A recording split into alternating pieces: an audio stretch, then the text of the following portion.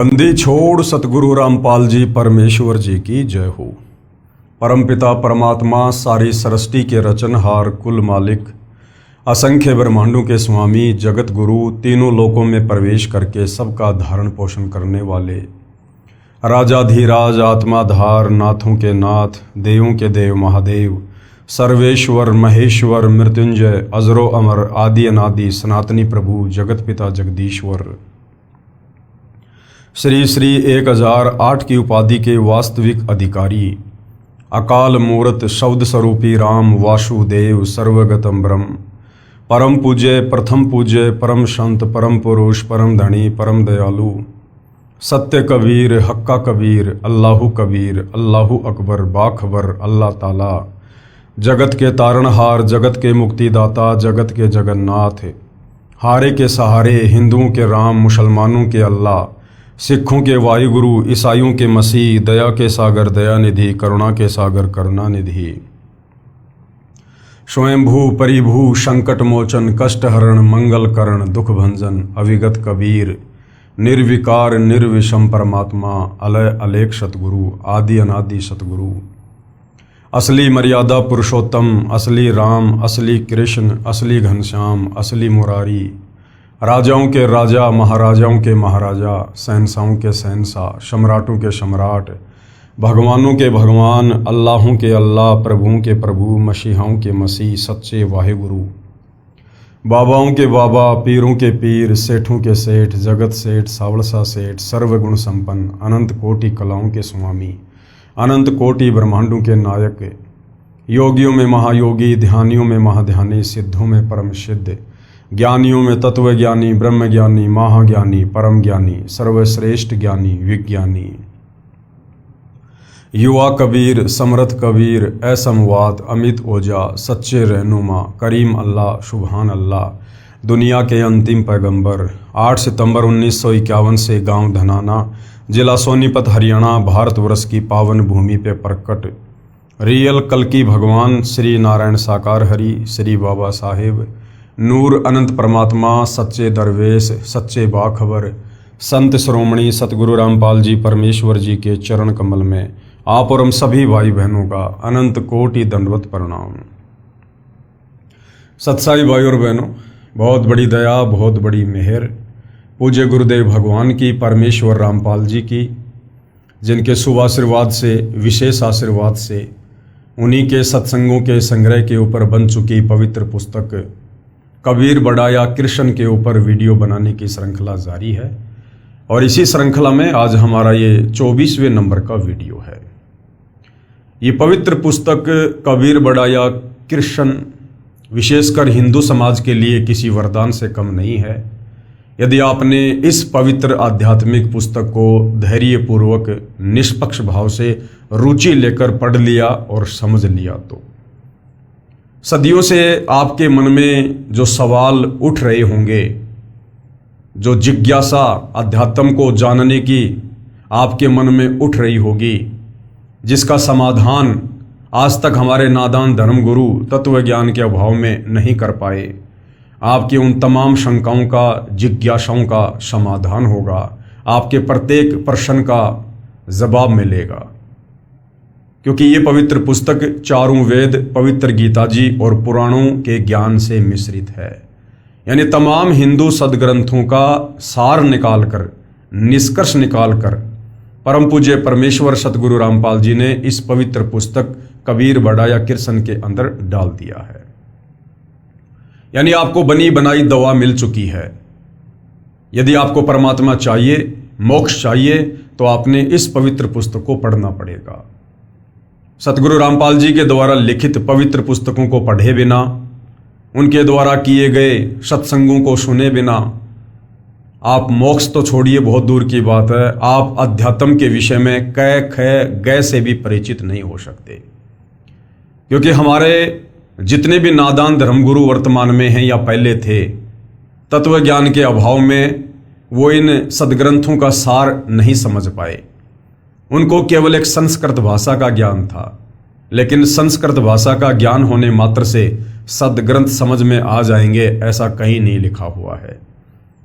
हमारे पवित्र सदग्रंथ ये परमात्मा द्वारा बोला गया ज्ञान है, और परमात्मा द्वारा बोला गया ज्ञान सूक्ष्म होता है, कोड वर्ण में होता है, संकेतु में होता है। और इस पवित्र ज्ञान को, इस तत्व ज्ञान को अच्छी प्रकार से भली भांति ठीक ठीक अपने द्वारा रची गई सृष्टि रचना का ज्ञान, सर्व ब्रह्मांडों की रचना का ज्ञान, जीव आत्माओं की उत्पत्ति का ज्ञान, वो परमपिता परमेश्वर जिन्होंने वेदों का ज्ञान बोला है, जो कबीर देव है, कबीर परमेश्वर है, कबीर अग्नि है, वो स्वयं ही इस पृथ्वी पर संत रूप में, सतगुरु रूप में, जगत गुरु रूप में, तत्वदर्शी संत के रूप में प्रकट होकर यथा बताता है। अन्यथा कोई भी प्राणी, कोई भी जीव, वो चाहे आचार्य हो या शंकराचार्य हो, चाहे ब्रह्मा विष्णु महेश हो, इस वास्तविक सत्य ज्ञान के विषय में अन्य लोगों को परिचित नहीं करवा सकता। क्योंकि हिंदू समाज विशेषकर गीता बोलने वाले को सबसे बड़ा भगवान बताता है। हिंदू समाज समझता है कि गीता जी का ज्ञान श्री कृष्ण अर्थात विष्णु जी ने दिया है, जबकि विष्णु जी के पिता काल ब्रह्म ने महाभारत युद्ध के समय श्री कृष्ण जी के शरीर में प्रवेश करके प्रेत की भांति इस ज्ञान को बोला है।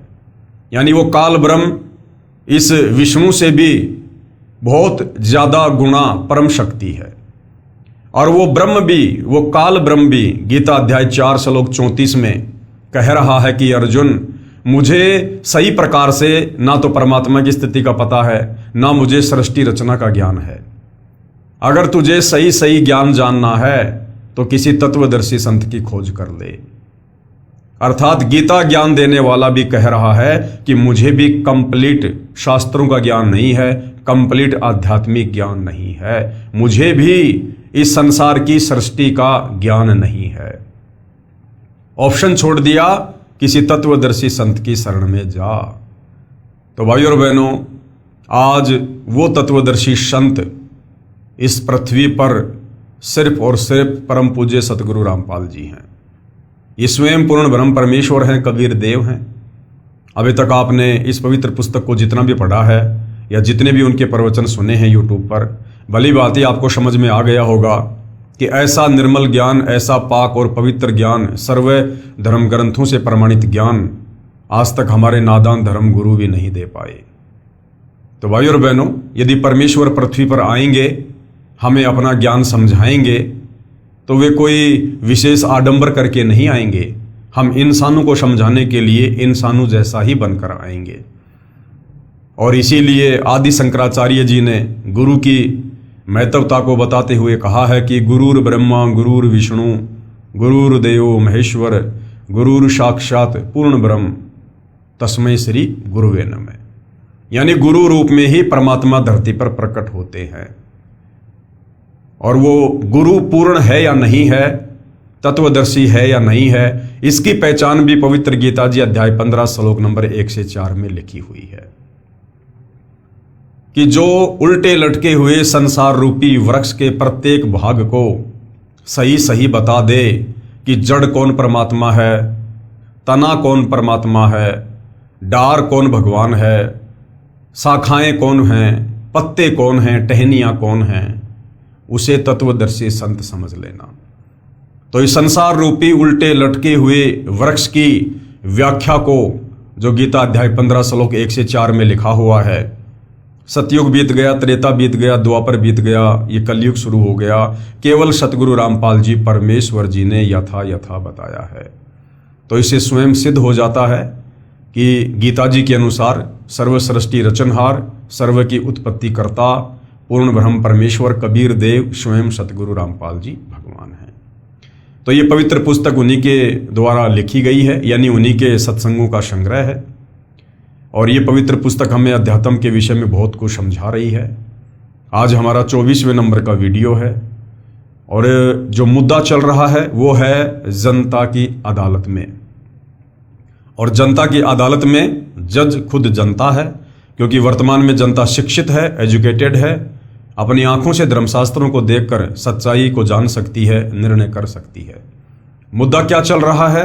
कबीर बढ़ाया Krishna, who is supreme God, सर्वशक्तिमान परमात्मा कौन है। जितने भी हिंदू धर्मगुरु हैं, आचार्य शंकराचार्य हैं, ये दावा कर रहे हैं जनता की अदालत में श्री कृष्ण उर्फ विष्णु की तरफ से उसके वकील बनकर कि यदि कोई पूर्ण परमात्मा है, कोई मोक्षदाता है, अजरो अमर अविनाशी है, तो केवल श्री कृष्ण उर्फ विष्णु जी हैं। दूसरी तरफ कबीर जी के वकील सतगुरु रामपाल जी ने यह क्लियर कर दिया जनता की अदालत में सर्व हिंदू धर्म ग्रंथों को दिखा दिखाकर कि सुप्रीम गॉड कबीर है और वो कबीर वो कभी नहीं मरता है, वो अविनाशी है, वो किसी माँ के गर्भ से जन्म नहीं लेता है। और शिक्षित जनता अपनी आंखों से कि कबीर ही पूर्ण परमात्मा है, अपने ही धर्म ग्रंथों से देख देख कर अब अध्यात्म से परिचित होती जा रही है और अध्यात्म को और अच्छे से जानने के लिए सतगुरु रामपाल जी से तरह तरह के सवाल कर रही है और सतगुरु रामपाल जी उनके प्रत्येक सवाल का प्रमाणित जवाब दे रहे हैं। उसी कड़ी में हम आगे बढ़ेंगे। जनता ने सवाल किया था कि श्री कृष्ण जी महाभारत युद्ध के समय अपने भाणजे अभिमन्यु को क्यों नहीं बचा पाए, जबकि हमने सुना है कि श्री कृष्ण जी ने तो मोरध्वज के बेटे ताम्रध्वज को आरे से चिरवा कर फिर वापस जीवित कर दिया था। फिर महाभारत युद्ध के समय जब चक्रव्यूह में अभिमन्यु मारा गया, जो श्री कृष्ण जी का सगा भाणजा था, सुभद्रा रो रही थी, अपने भाई श्री कृष्ण से प्रार्थना कर रही थी। अर्जुन रो रहा था, अपने साले श्री कृष्ण जी से प्रार्थना कर रहा था कि अपने भाणजे को जीवित करो, आप तो सर्वशक्तिमान हो, तीनों लोकों के स्वामी हो, त्रिलोकीनाथ हो। लेकिन श्री कृष्ण जी अपने भाणजे अभिमन्यु को जीवित नहीं कर पाए। तो जब जनता ने सतगुरु रामपाल जी से इस सवाल का जवाब जानना चाहा तो सतगुरु रामपाल जी ने बताया कि जब इस प्राणी की श्वासें समाप्त हो जाती हैं, उसके बाद ये ब्रह्मा विष्णु महेश भी उसमें प्राण नहीं डाल सकते, और जब तक इस जीव में श्वास हैं तब तक ये कितनी बार उसको मार सकते हैं, तोड़ मरोड़ सकते हैं, पुनः जीवित कर सकते हैं। जिस प्रकार एक जादूगर अपनी जादूगरी से, वो जादूगरी भी एक आध्यात्मिक सिद्धि होती है, सबके सामने एक व्यक्ति को बीच में से काट देता है, दोनों टुकड़े अलग अलग दिखाता है और उसके बाद उस व्यक्ति को जोड़ देता है। तो श्री कृष्ण जी ने जो किया ताम्रध्वज के साथ, वो एक जादूगरी थी। लेकिन सबसे बड़ा जादूगर, जादूगरों का जादूगर, वो कबीर परमात्मा है, जो किसी भी प्राणी की यदि श्वासें शेष ना हो, उसमें अपनी तरफ से श्वासें डाल सकता है। तो जनता संतुष्ट हुई और आगे अध्यात्म को जानने का और प्रयास कर रही है। और सतगुरु रामपाल जी जनता की अदालत में जनता को और क्या कुछ बता रहे हैं। श्री कृष्ण जी का अंत महा दुखमय रहा, यानी समस्त हिंदू धर्म गुरु जो श्री कृष्ण उर्फ विष्णु को पूर्ण परमात्मा की संज्ञा दे रहे हैं अपनी नादानी के चलते, तो श्री कृष्ण जी का अंत क्या हुआ, कितना दुखमय उनका अंत हुआ, कितनी दुर्गति से उनकी मृत्यु हुई। और सुप्रीम गॉड कबीर जी जब जब इस पृथ्वी पर आए हैं तो वो अंत में यहां से किस प्रकार से प्रस्थान करके गए हैं, ये सारी बातें आज जनता की अदालत में सतगुरु रामपाल जी समझाएंगे और जनता खुद निर्णय कर लेगी कि वास्तव में परमेश्वर कौन है। श्री कृष्ण जी का अंत महादुखमय रहा। अंत यानी उनका अंतिम समय, उनके जीवन के अंतिम क्षण कितने दुखमय रहे। श्री कृष्ण जी की आंखों के सामने उनका सारा यादव कुल, उनके बेटे पोते आदि आदि आपस में लड़ाई करके कट मरे। दुर्वासा ऋषि के श्राप के कारण 56 करोड़ यादव, जिनमें श्री कृष्ण जी के रिश्तेदार भी थे, उनके हजारों बेटे भी थे, उनकी बेटियां भी थी, उनकी रानियां भी थी, सबके सब यमुना के किनारे प्रभास क्षेत्र में आपस में कट कट के लड़ झगड़ के मर गए। और अंत में श्री कृष्ण जी का अंत भी दुखमय हुआ। तो कहने का मतलब है, जब श्री कृष्ण जी अपने स्वयं के कर्म नहीं काट सके, उनका खुद का अंत इतना दुखमय हुआ, तो भला उनकी भक्ति करने वालों का अंत सुखमय कैसे हो सकता है। श्री कृष्ण उनको बचा नहीं सका।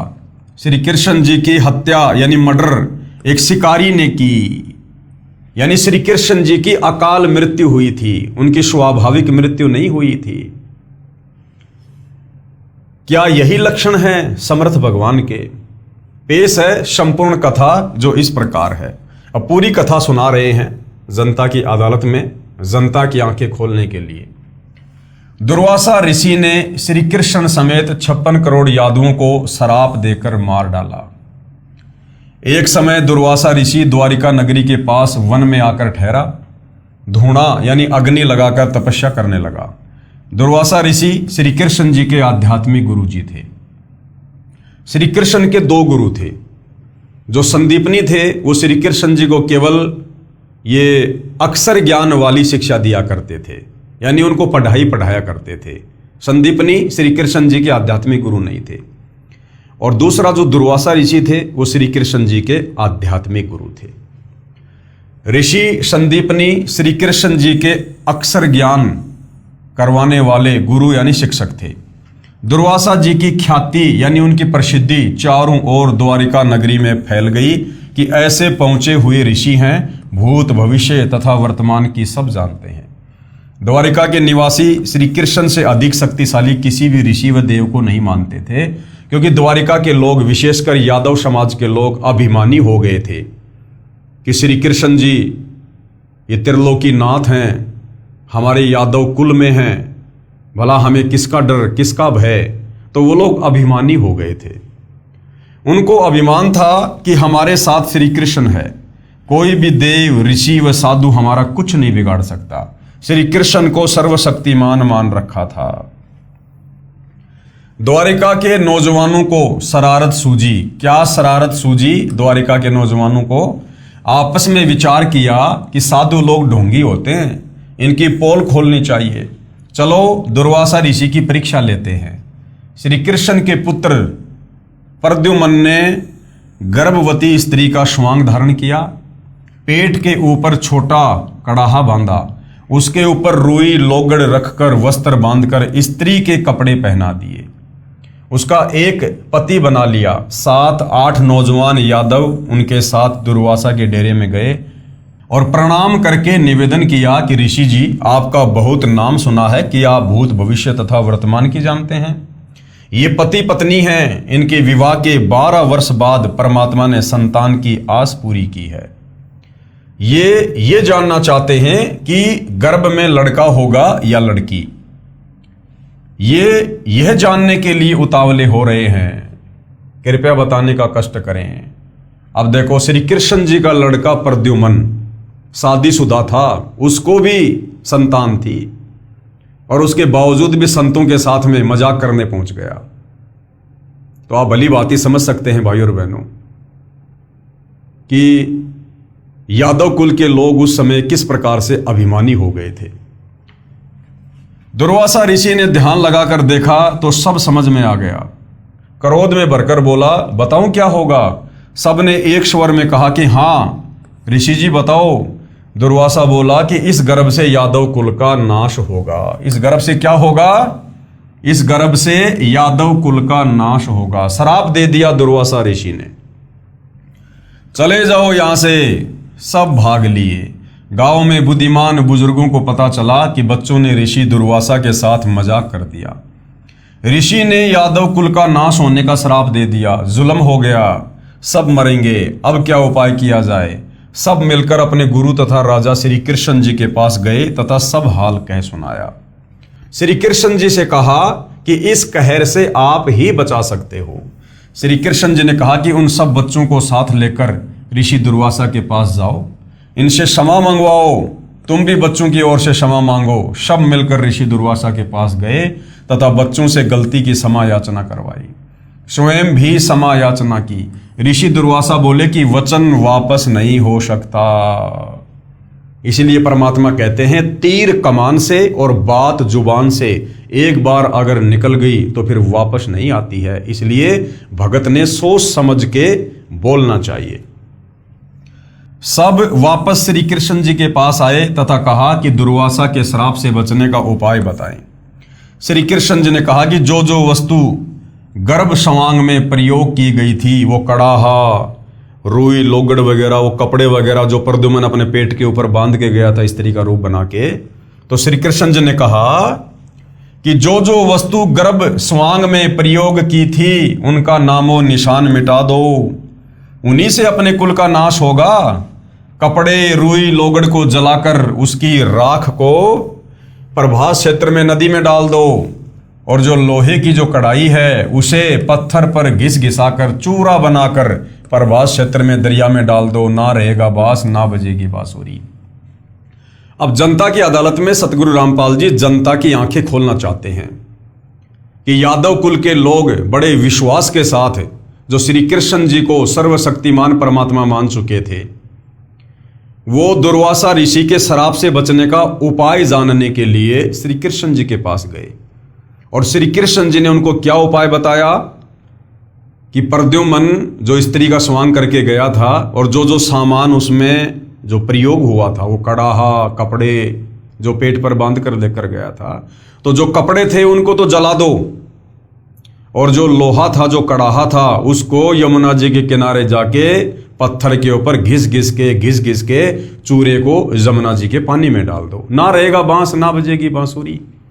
ये समाधान त्रिलोकीनाथ श्री कृष्ण उर्फ विष्णु जी ने अपने समाज के लोगों को बताया। लोगों ने विश्वास कर लिया।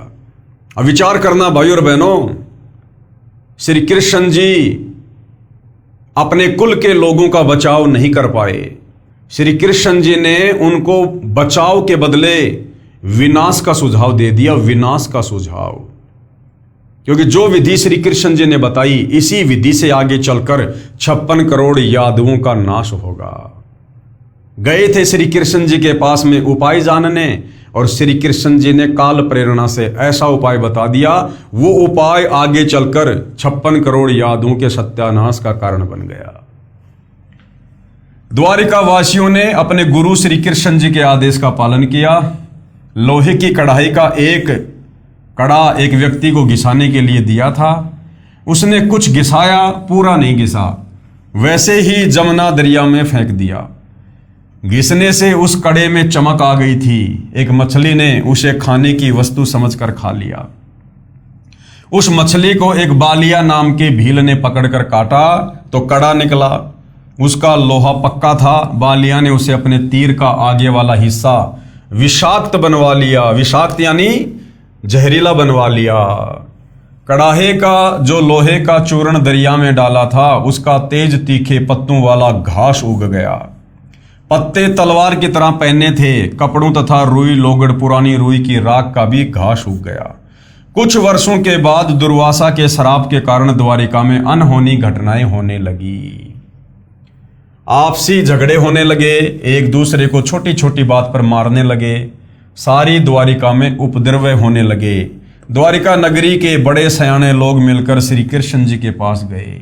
फिर से द्वारिका के लोग श्री कृष्ण जी के पास गए, जबकि श्री कृष्ण जी तो पहले समाधान बता चुके थे, लेकिन श्री कृष्ण जी का समाधान बिल्कुल काम नहीं आया। दुर्वासा ऋषि का श्राप ज्यादा प्रबल और त्रिलोकीनाथ श्री कृष्ण जी का समाधान कमजोर पड़ गया।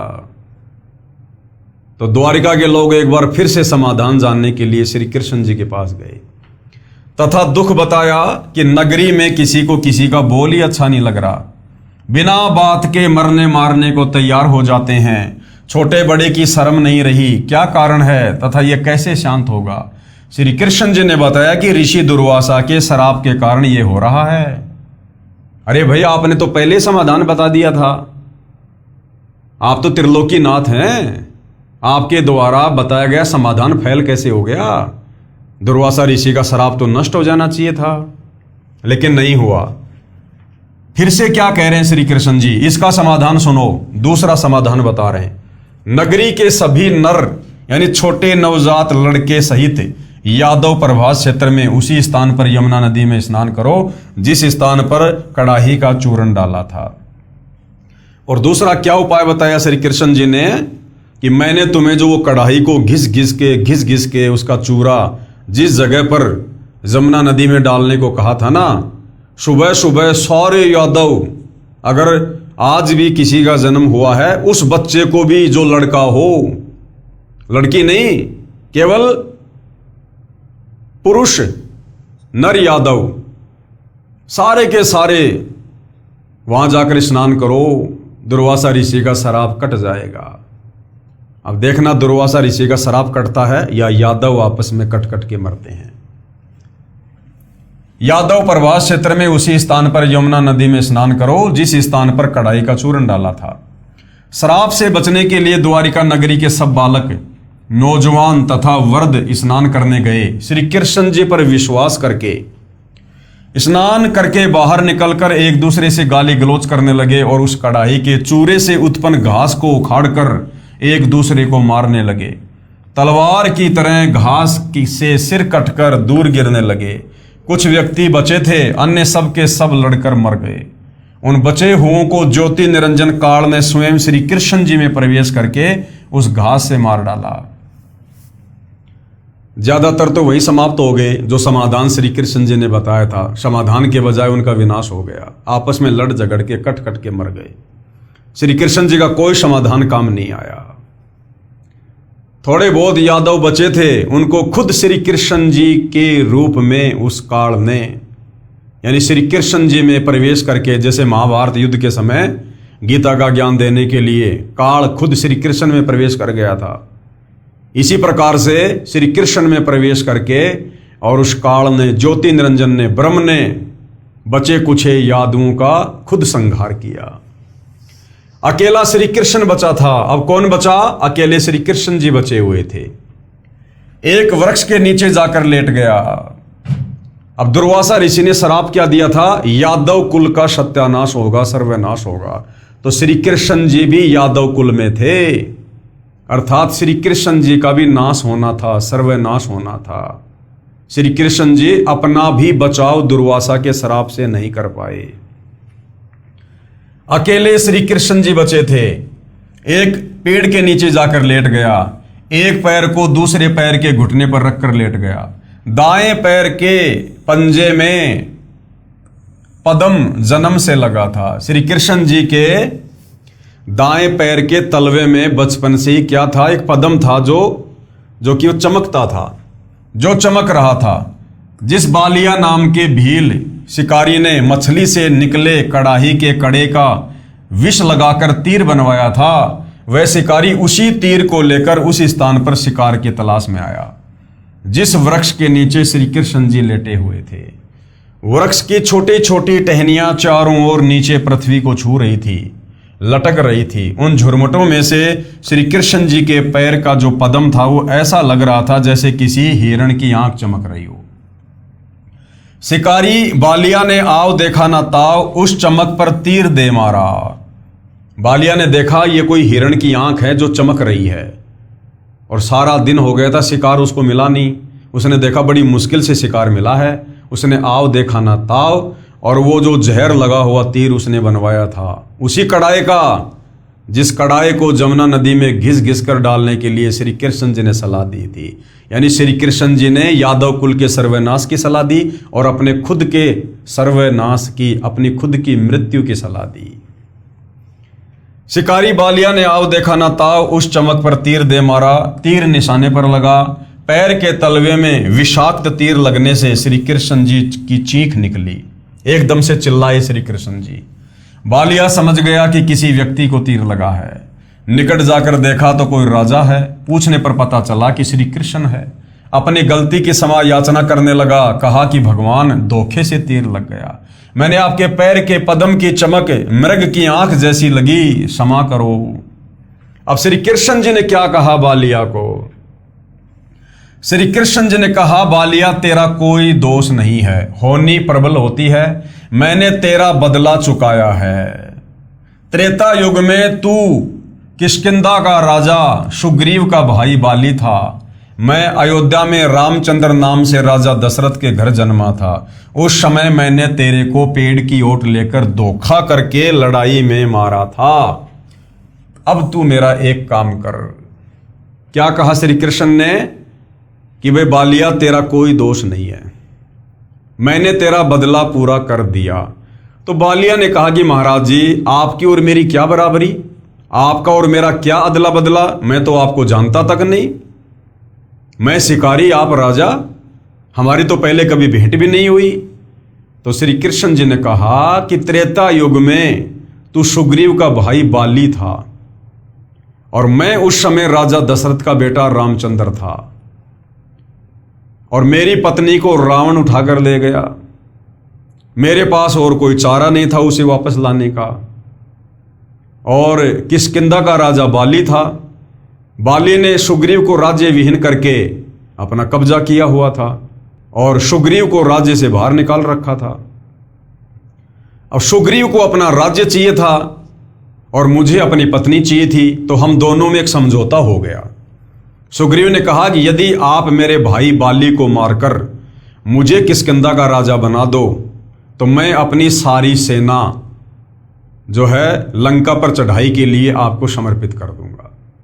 तो श्री रामचंद्र जी ने अपने स्वार्थ के वशीभूत होकर और बाली को मारने की सोची। तो सुग्रीव ने कहा कि वो ऐसे नहीं मरने वाला है महाराज, ऐसे मरने वाला होता तो मैं ही मार देता। उसको एक श्राप मिला हुआ है ब्रह्मा जी की तरफ से। क्या श्राप है? यदि कोई बाली के आमने सामने होकर लड़ाई लड़ेगा तो सामने वाले की आदि शक्ति बाली के अंदर आ जाएगी, और बाली की खुद की शक्ति है ही, इसलिए आमने सामने की लड़ाई में आप बाली को कभी नहीं हरा पाओगे। अंत में श्री रामचंद्र जी ने धोखे का सहारा लिया और एक पेड़ की ओट लेकर और तीर से धोखे से बाली का वध किया। जब बाली को तीर लगा, बाली जमीन पर गिरा, तो बाली ने कहा कि आप कौन हो? मैं तो आपको जानता भी नहीं। हम दोनों भाइयों की आपस की लड़ाई थी, आप बीच में क्यों आए? मुझे धोखे से क्यों मारा? इसका बदला मुझे कब दोगे? तो श्री रामचंद्र जी ने कहा कि मैं इसका बदला आपको द्वापर युग में दूंगा। उस समय मैं अपना बदला चुकाने के लिए श्री कृष्ण रूप में आऊंगा और आप उस समय एक बालिया नाम के शिकारी होंगे, और उस समय आप भी मुझे इसी प्रकार धोखे से तीर मारकर अपना बदला पूरा करेंगे। तो बालिया सारी बात समझ गया। अब समझना भाई और बहनों, आप और हमने है, हम हिंदुओं ने है। हम श्री कृष्ण उर्फ विष्णु को पूर्ण परमात्मा मानकर पूज रहे थे। बहुत सारे नादान तो आज भी पूज रहे हैं। अब खुद विचार करो। पहली बात तो श्री विष्णु जी को, जिसको आप पूर्ण परमात्मा कहते हो, उसको नारद ने श्राप दिया, और नारद का श्राप भोगने के लिए त्रेता युग में रामचंद्र रूप में धरती पर आए। अगर विष्णु जी इतने सर्वशक्तिमान होते, पूर्ण परमात्मा होते, तो पूर्ण परमात्मा के ऊपर किसी का श्राप काम नहीं करता है। लेकिन नारद जो श्री विष्णु जी का भतीजा था, अपने भतीजे के श्राप को नहीं काट पाया श्री विष्णु, और वो श्राप भोगने के लिए धरती पर आना पड़ा त्रेता युग में रामचंद्र रूप में। चलो आ गए, श्राप को भोगने के लिए जंगल में चले गए, वनवास हो गया, और वहां पर सीता जी को रावण उठा ले गया। अब सुग्रीव की मदद लेने के लिए श्री राम ने धोखे से बाली को मार दिया। बाली ने कहा कि इसका बदला कब दोगे? बोला द्वापर युग में दूंगा। तो त्रेता युग में श्री रामचंद्र जी ने धोखे से जो बाली को मारा, उनका एक वो कर्म बन गया, और अपना वो कर्म भोगने के लिए श्री विष्णु उर्फ रामचंद्र ने खुद द्वापर युग में आना पड़ा बदला देने के लिए। तो विचार करो भाई और बहनों, जब श्री रामचंद्र जी अर्थात विष्णु जी अपने खुद के कर्म नहीं काट सके, उस कर्म का जो त्रेता युग में बाली मारा था, उसका बदला देने के लिए द्वापर में जन्म लेके आना पड़ा श्री कृष्ण रूप में। तो भला इनकी भक्ति करने से, श्री रामचंद्र जी की भक्ति करने से, श्री कृष्ण जी की भक्ति करने से, विष्णु जी की भक्ति करने से फिर हमारे कर्म कैसे कटेंगे, जब इन भगवानों के खुद के कर्म नहीं कटे? तो यही जनता की अदालत में सतगुरु रामपाल जी नादान जनता को समझाना चाह रहे हैं कि तुम कौन राम का जपते जापम, ताते कटे ना तीनों तापम। ये तुम्हारे भगवान भी, ब्रह्मा विष्णु महेश भी, राम और श्री कृष्ण भी अपने कर्म नहीं काट सके, तो इनकी भक्ति करने से तुम्हारे कर्म कैसे कटेंगे? कर्म काटने वाला एक ही परमात्मा है, कबीर देव। कैसे भी कर्म हो, यदि हम जब वह कबीर परमात्मा धरती पर तत्वदर्शी संत रूप में आता है, यदि उस समय हम उनकी शरण में आ जाएं, उनके बताए अनुसार सत भक्ति करें, मर्यादा में रहें, तो चाहे कैसे भी कर्म हमने पूर्व जन्मों में क्यों ना किए हों, कितने ही संचित कर्म क्यों ना हो, पहाड़ जैसा ढेर क्यों ना लग रहा हो, वो परमेश्वर अपने सच्चे नाम से, अपने आशीर्वाद से उन सबको जलाकर राख कर देता है। तो जनता की अदालत में सतगुरु रामपाल जी जनता की आंखें खोलने के लिए ये कथा सुना रहे हैं कि आज से पहले तुमने केवल कथा सुनी है, इन नादान धर्म गुरुओं ने इन कथाओं का तुम्हें निष्कर्ष नहीं बताया। तो बालिया ने अपना बदला पूरा किया। उसके बाद श्री कृष्ण जी ने कहा कि अब तू मेरा एक काम कर, द्वारिका में जाकर बता दे कि सब यादव दुर्वासा के श्रापवश आपस में लड़कर मर गए हैं। कुछ समय उपरांत द्वारिका की स्त्रियों की भीड़ लग गई, हाहाकार मच गया। पांडव श्री कृष्ण के रिश्तेदार थे, वे भी आ गए। श्री कृष्ण ने अर्जुन से कहा कि आप सर्व गोपियों यानी यादवों की स्त्रियों को अपने पास ले जाना, या कोई नर यादव नहीं बचा है। अंतिम नर यादव श्री कृष्ण जी थे, उनका भी जहरीला तीर लगने से अंत हुआ। तो अपने रिश्तेदारों को, पांडवों को श्री कृष्ण जी ने कहा कि आप इन तमाम स्त्रियों को दिल्ली ले जाओ, वरना यहां पर ये जंगली लोग इनको परेशान करेंगे, दुखी करेंगे। या कोई नर यादव नहीं बचा है, आसपास के भील इनकी इज्जत खराब करेंगे। और पांडवों से कहा कि तुम अपना राज्य अपने पुत्र को देकर हिमालय में जाकर घोर तप करो और अपने युद्ध में किए पापों का नाश करो। अर्जुन ने पूछा, भगवान एक प्रश्न आज मैं आपसे करूंगा, आप सही उत्तर देना। आप अंतिम श्वास गिन रहे हो, झूठ मत बोलना। श्री कृष्ण जी ने कहा कि प्रश्न कर। अर्जुन बोला, आपने गीता का ज्ञान कुरुक्षेत्र के मैदान में महाभारत युद्ध से पहले सुनाया था। उसमें कहा था कि अर्जुन तू युद्ध कर ले, तुम्हें कोई पाप नहीं लगेंगे, तू निमित्त मात्र बन जा, सब सैनिक मैंने मार रखे हैं, तू युद्ध नहीं करेगा तो भी मैं इन्हें मार दूंगा।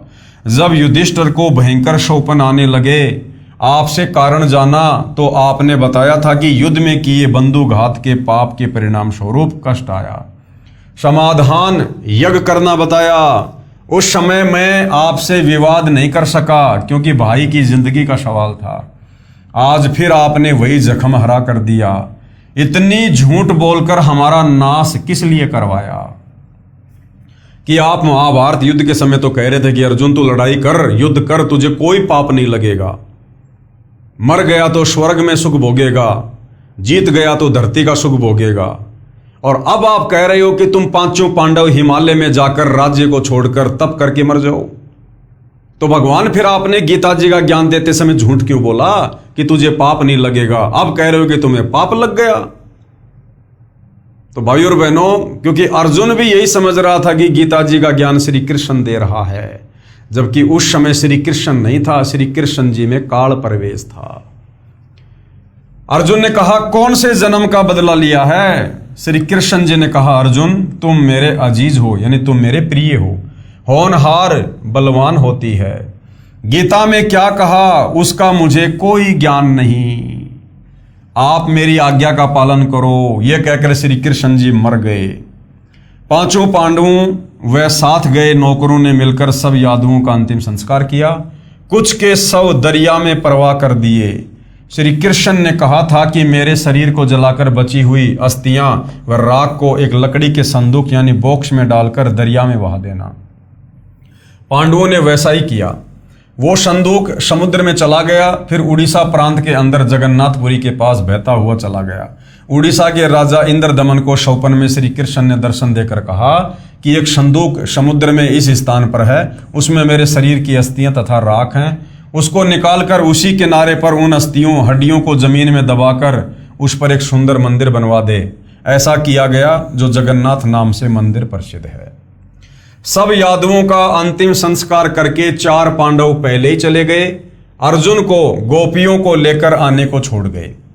अर्जुन के पास वही गांडीव धनुष था जिससे लड़ाई करके महाभारत में जीत प्राप्त की थी। अर्जुन द्वारिका की सर्व स्त्रियों को बैलगाड़ियों में बैठाकर इंद्रप्रस्थ यानी दिल्ली के लिए चल पड़ा। रास्ते में भीलों ने अर्जुन को घेर लिया। अर्जुन को पीटा, गोपियों को लूटा, कुछ स्त्रियों को भी भील उठा ले गए।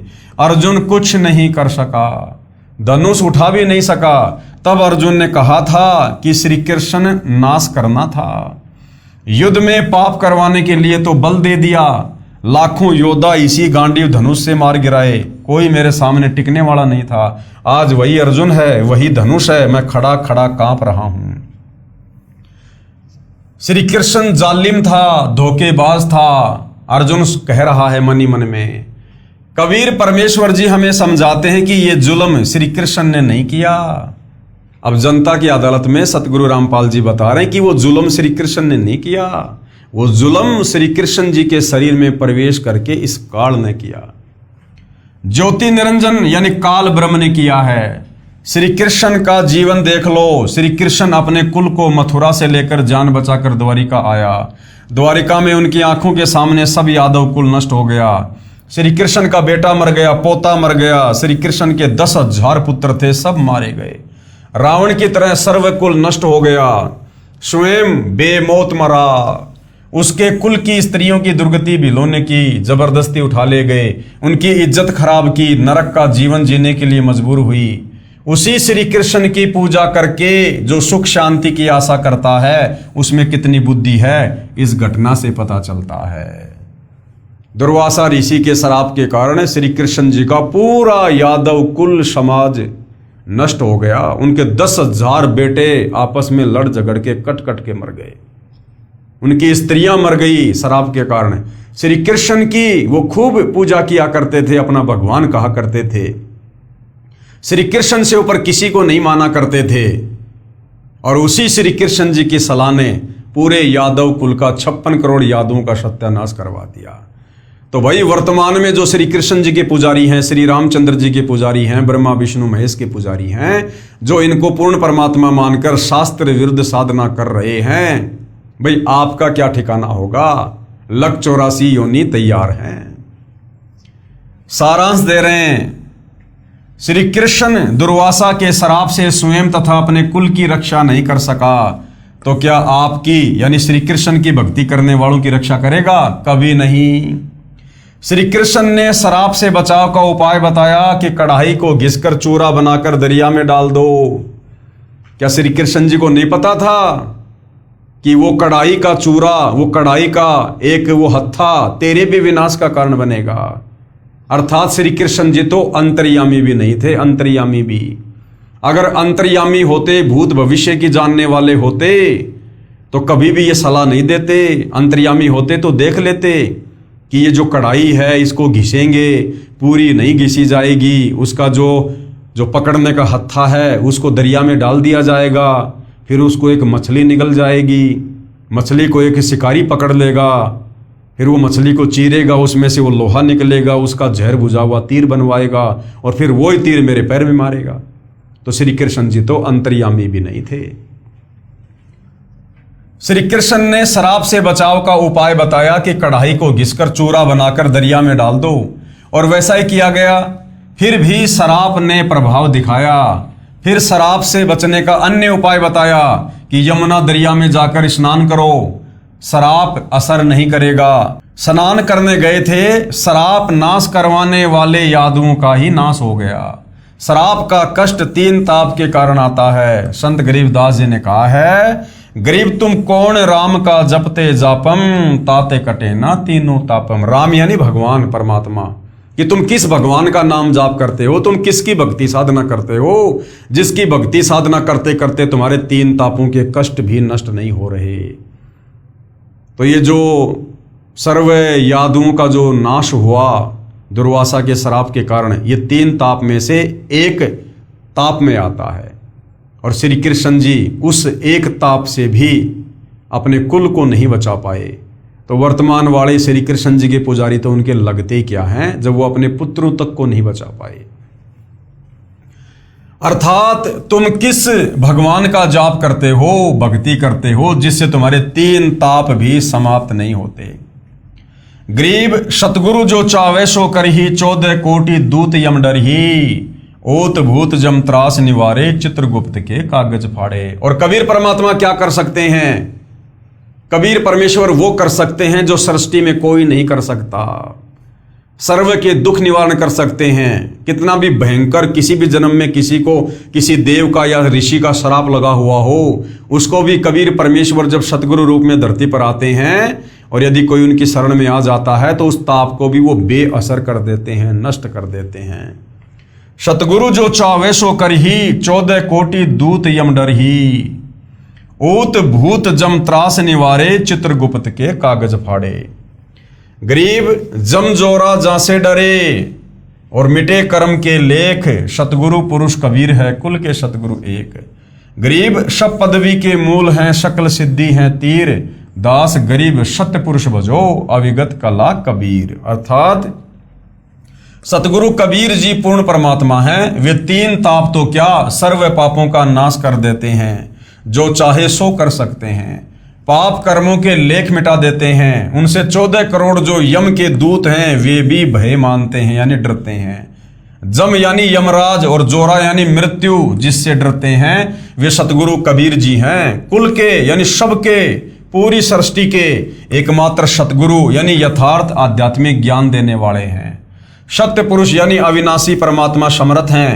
सब पदवियों के योग्य वही हैं। जैसे परमात्मा पदवी, बंदी छोड़ की पदवी, कवि की पदवी, सृजनहार की पदवी, पालनहार की पदवी आदि आदि सब पदवी के मूल हैं। सब सिद्धियां उन्हीं के पास हैं। उस सत्य पुरुष यानी कबीर परमात्मा के अवतार कबीर जी हैं। उस सत्य पुरुष के अवतार कबीर जी हैं, यानी वो सत्य पुरुष स्वयं ही अवतार रूप में धरती पर प्रकट होते हैं। उस सत्य पुरुष की भक्ति करो। गरीब हम सुल्तानी नानक तारे, दादू को उपदेश दिया और जाति जुलाहा भेद न पाया, काशी माए कबीर हुआ। अर्थात संत गरीबदास जी ने स्पष्ट किया है कि कबीर कौन है। बताया है कि हम सब यानी मैं, कौन कह रहे हैं गरीबदास जी, कि मैं, नानक जी और दादू जी इब्राहिम आदम सुल्तान भगत जी को तारा यानी पार किया। जो काशी वाले जुलाही जाति वाले कबीर हैं, यानी 650 साल पहले सत्य पुरुष कबीर परमात्मा बनारस के काशी में 120 वर्ष तक लीला में जीवन जी के गए और एक गरीब परिवार में, एक झोपड़ी में, एक जुलाहे के घर में परमेश्वर ने लीला की, जिस कारण से उनको कबीर जुलाहा भी कहा जाता है। उनका भेद किसी को नहीं मिला, यानी उनको पहचान नहीं सके कि ये समर्थ सृजनहार हैं। संत गरीबदास जी ने निष्कर्ष निकाला है कि गरीब दुर्वासा कोपे तहां, यानी दुर्वासा जब क्रोधित हुआ, श्राप दे दिया उसने क्रोध में अंधा होके। समझ न आई नीच, यानी दुर्वासा को, श्री कृष्ण जी के गुरु को गरीबदास जी ने नीच व्यक्ति की संज्ञा दी है। यानी ऐसा तो आम व्यक्ति भी नहीं करता। क्या हुआ यदि बच्चों ने कोई गलती कर दी, मजाक कर दिया, तो इतना भयंकर श्राप दिया जाता है क्या? दुर्वासा को हम संत की श्रेणी में भी नहीं ले सकते। अरे संतों में तो धैर्य होता है, शीलता होती है, आधीनता होती है, विनम्रता होती है। संत तो क्षमा करने वाले होते हैं। और दुर्वासा ने गुस्से में आकर छोटी सी बात को लेकर श्राप दे दिया काल प्रेरणा से। तो गरीबदास जी ने दुर्वासा को नीच व्यक्ति की संज्ञा दी है, ना कि संत या भगत की। गरीब दुर्वासा कोपे तहां, समझ न आई नीच, और 56 करोड़ यादव कटे, मची रुधिर की कीच। अर्थात संत गरीबदास जी ने बताया है कि दुर्वासा दुष्ट को इतना भी समझ नहीं आई कि क्या जुल्म करने जा रहा है। जरा सी बात का इतना बड़ा दंड कि 56 करोड़ यादव कटकर मर गए, खून का कीचड़ बन गया, धरती लाल हो गई।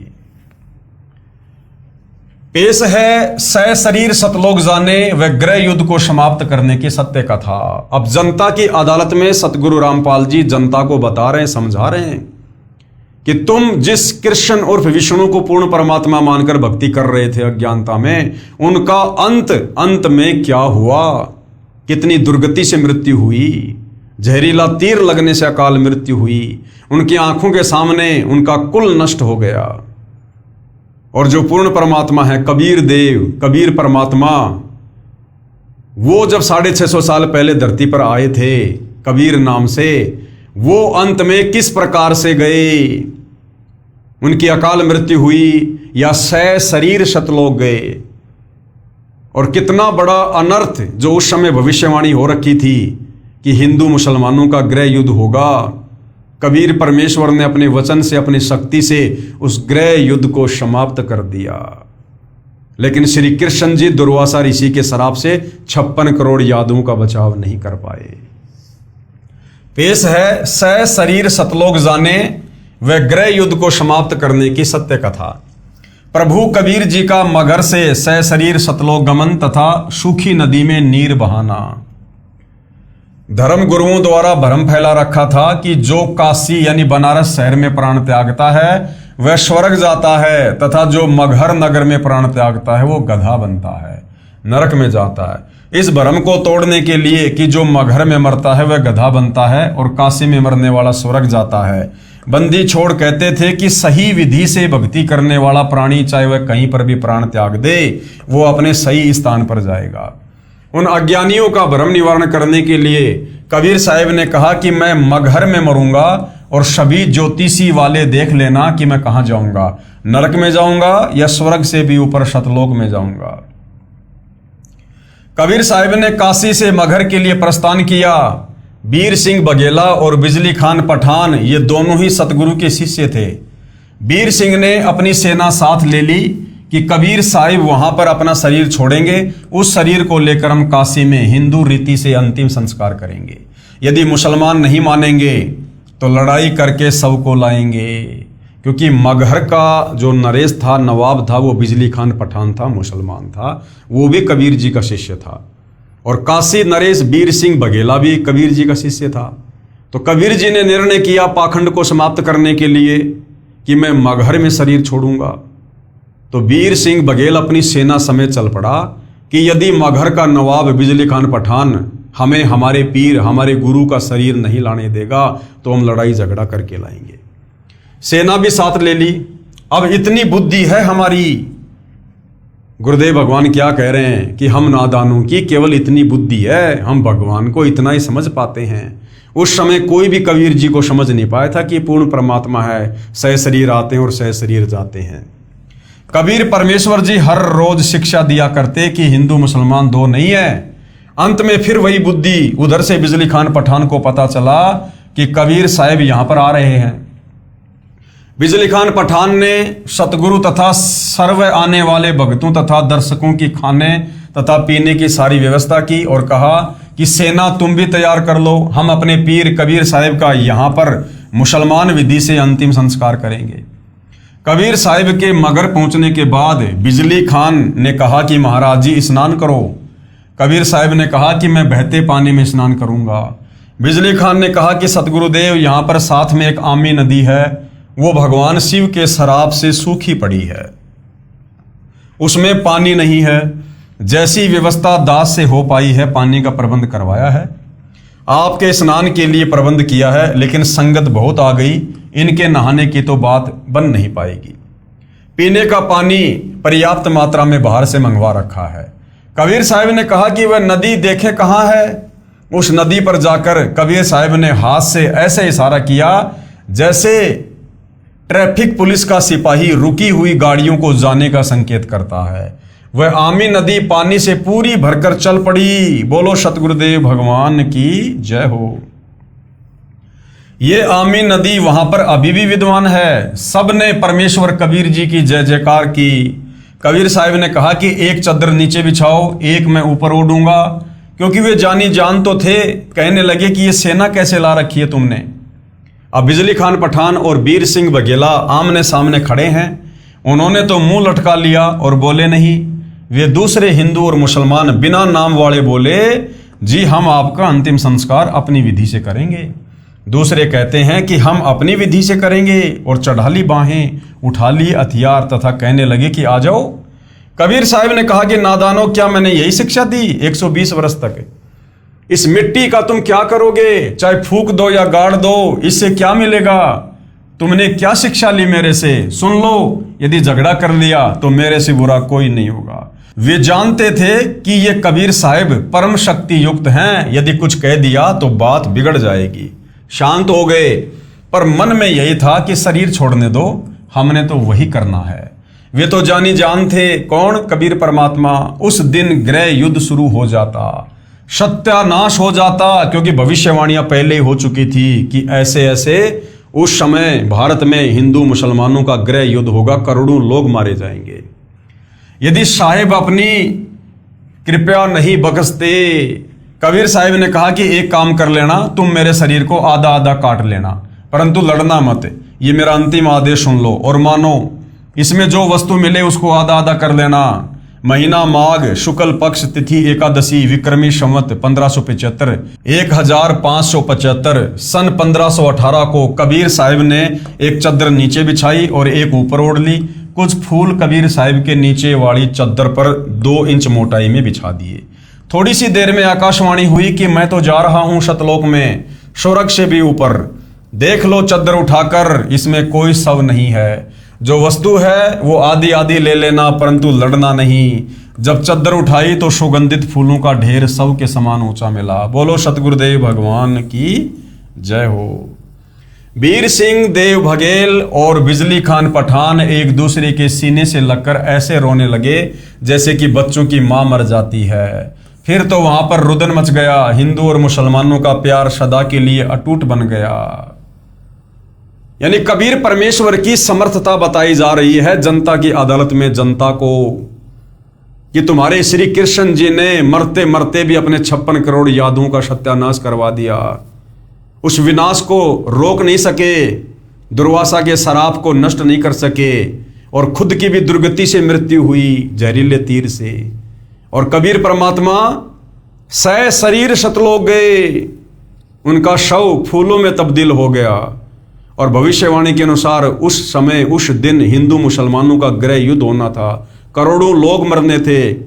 लेकिन कबीर परमेश्वर ने ऐसी लीला की कि आज तक भी मगहर में कभी हिंदू और मुसलमानों का आपस में धर्म को लेकर झगड़ा नहीं हुआ। ऐसा अटूट प्रेम परमात्मा जाते जाते पैदा कर गए। एक दूसरे को सीने से लगाकर हिंदू और मुसलमान रो रहे थे। कहने लगे कि हम समझे नहीं, ये तो वास्तव में अल्लाह आए हुए थे। और ऊपर आकाश में प्रकाश का गोला जा रहा था। बोलो सतगुरुदेव की जय, सत साहिब। तो वहां मगर में दोनों धर्मों हिंदू तथा मुसलमानों ने एक एक चद्दर तथा आधे आधे सुगंधित फूल लेकर 100 फुट के अंतर पर एक एक यादगार भिन्न भिन्न बनाई, जो आज भी विद्यमान है। तथा कुछ फूल लाकर काशी में, जहां कबीर साहिब एक चबूतरे पर बैठकर सत्संग किया करते थे, वहां काशी चौरा नाम से यादगार बनाई। अब वहां पर बहुत बड़ा आश्रम बना हुआ है। मगर में दोनों यादगारों के बीच में एक सांझला द्वार भी है। आपस में कोई भेदभाव वहां हिंदू मुसलमानों का नहीं है। परमेश्वर कबीर जी ने हिंदू मुसलमान का युद्ध टाड़ा नहीं होता तो कत्लेआम हो जाता, गृह युद्ध जैसे हालात हो जाने थे। यह है कबीर जी की समर्थता का अद्वितीय प्रमाण। श्री कृष्ण की हत्या हुई, श्री कृष्ण जी की हत्या हुई, जिसे तुम त्रिलोकीनाथ कहते हो, सुप्रीम गॉड कहते हो। तुम्हारे श्री कृष्ण जी की हत्या हुई। बालिया नाम के शिकारी ने जहरीला तीर मारा और कबीर जी सह शरीर सतलोक गए। कबीर परमेश्वर सह शरीर सौधाम यानी सतलोक गए। इसलिए कबीर बड़ा है या कृष्ण, इसलिए कबीर बड़ा है कृष्ण से। ये देखिएगा, जहां कबीर परमेश्वर जी सह शरीर सतलोक गए थे, उसके बाद जो फूल बचे थे हिंदू मुसलमानों ने आधे आधे बांट लिए। और 100 फुट की दूरी पर एक तरफ ये मंदिर बना हुआ है और दूसरी तरफ ये मस्जिद बनी हुई है। और आज भी वहां पर हिंदू मुसलमानों का इसी प्रकार से आपस में प्यार है और प्रेम है। तो जाते जाते जो विनाश होना था, कबीर परमात्मा उस सर्वनाश को टालकर आपस में प्यार और प्रेम में तब्दील करके चले गए। हिंदू और मुसलमान ऐसे रहते हैं कि जैसे माँ जाए भाई रहा करते हैं। उनसे हमने बात की थी तो उन्होंने कहा कि हमारी आज तक धर्म के नाम पर कोई लड़ाई नहीं हुई।